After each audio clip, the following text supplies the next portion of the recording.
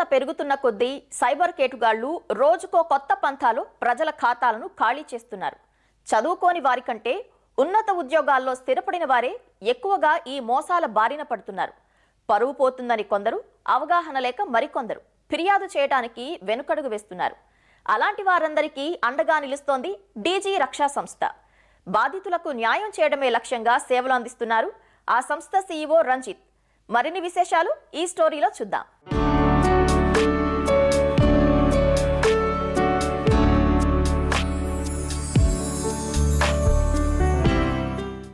ఆధునిక సాంకేతికత అభివృద్ధి చెందుతున్న కొద్దీ డిజిటల్ మోసాలు కూడా అదే స్థాయిలో పెరుగుతున్నాయి. సైబర్ క్రైమ్ పోలీసులు వీటిని కట్టడి చేసేందుకు ఎన్ని చర్యలు తీసుకుంటున్నా రోజుకో పంతాలో మోసాలు జరుగుతూనే ఉన్నాయి. ఈ సమస్యకు తమ వంతు ప్రయత్నంగా పరిష్కారం చూపాలనుకున్నాడు ఈ యువకుడు.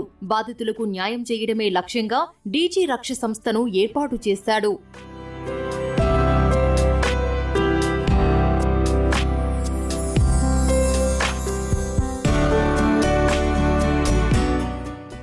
ఇతని పేరు రంజిత్. డీజీ రక్ష సంస్థ వ్యవస్థాపకుడు. సైబర్ క్రైమ్ బారిన పడిన వారికి డీజీ రక్ష ఓఆర్జీ వెబ్సైట్ ద్వారా సేవలు అందిస్తున్నాడు. సైబర్ మోసాల్లో పోగొట్టుకున్న డబ్బులను తిరిగి పొందేలా బాధితులకు సహాయం చేస్తున్నాడు. పోలీస్ స్టేషన్లో కంప్లైంట్ ఇవ్వడం దగ్గర నుంచి నేరగాళ్ల బ్యాంక్ అకౌంట్ ఫ్రీజ్ చేయించడం, లీగల్ కౌన్సిలింగ్ ఇవ్వడం వరకు అన్నింటిలోనూ అండగా నిలుస్తున్నాడు.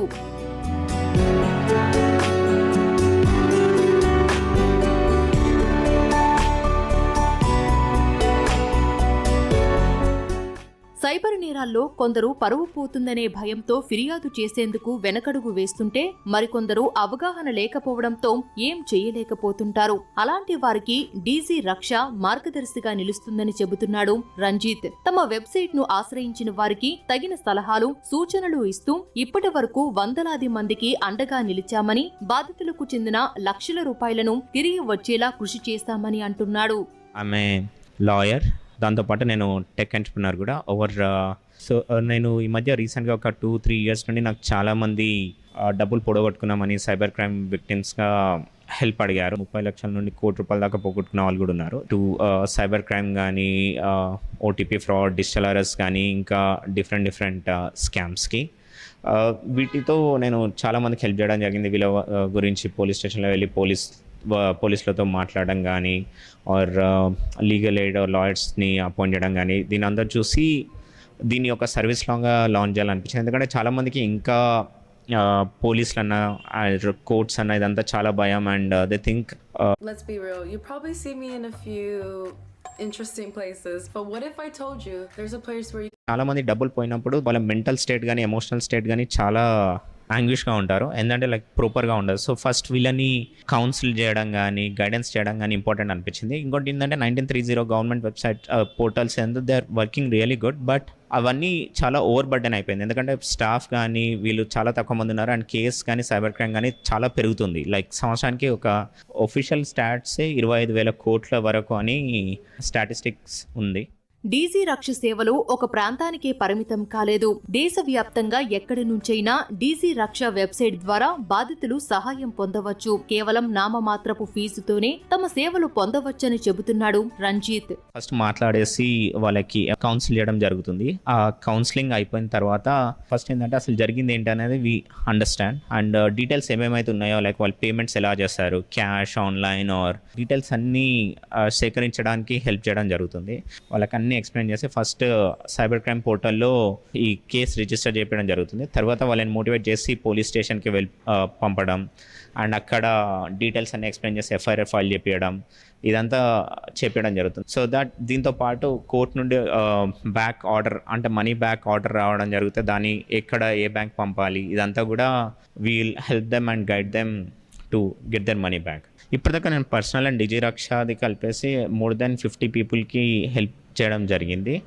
అండ్ దీంట్లో వచ్చేసి మొత్తం వాల్యూ రిపోర్ట్ చేయడం క్రోడ్స్లో ఉంది. ప్రజెంట్ digirksha.org వర్చువల్ కాబట్టి మీరు ఇండియా నుండి ఎక్కడ నుండి సర్వీసెస్ అవైల్ చేయొచ్చు. మా basic counselling and things are free.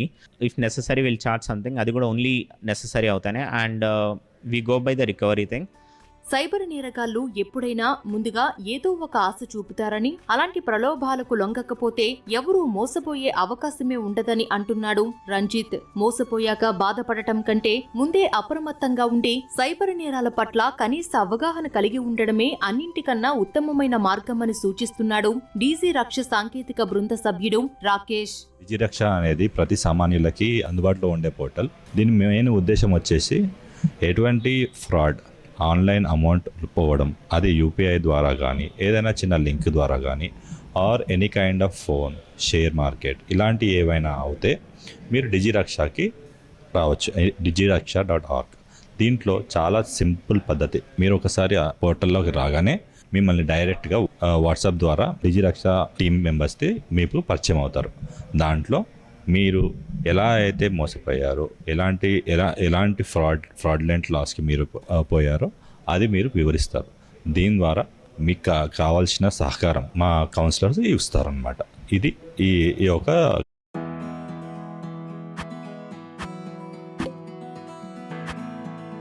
ధైర్యంగా ముందడుగు వేసి సమస్య పరిష్కరించుకునేందుకు అండగా నిలుస్తోంది. సైబర్ మోసానికి గురైన వారు ఏం చేయాలో అర్థం కాని పరిస్థితుల్లో సైబర్ వెబ్సైటు పోలీసులనే కాదు digirksha.com అనే వెబ్సైట్ని ఆశ్రయించిన మేము వారికి లీగల్గా పోలీస్ స్టేషన్ పరంగా అన్ని సహాయాలు చేస్తాము. అంతేకాదు తాత్కాలిక రుసుము మాత్రమే తీసుకొని పేదలకు సాయం చేయాలనే కాన్సెప్ట్తోనే ఈ ఆర్గనైజేషన్ నడుపుతున్నట్టుగా ఇక్కడ నిర్వాహకులు చెబుతున్నారు. కెమెరామెన్ ఉమామేశ్వరరావుతో ప్రశాంత్, ఈటీవీ న్యూస్, సంగారెడ్డి. మధుమేహ సమస్యకు